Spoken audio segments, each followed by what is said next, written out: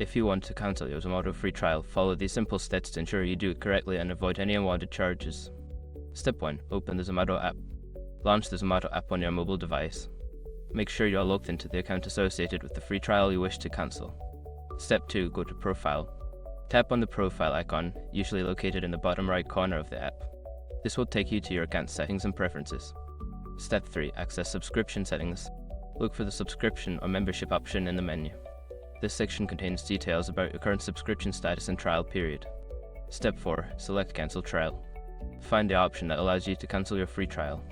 This may be labeled as Cancel Trial or End Subscription. Click on it to proceed with the cancellation. Step 5. Confirm cancellation. Follow the prompts to confirm your cancellation. You may need to provide feedback or confirm your decision. Once completed, you should receive a notification or email confirming that your trial has been cancelled.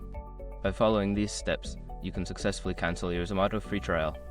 If you have any issues, consider reaching out to Zomato's customer support for assistance.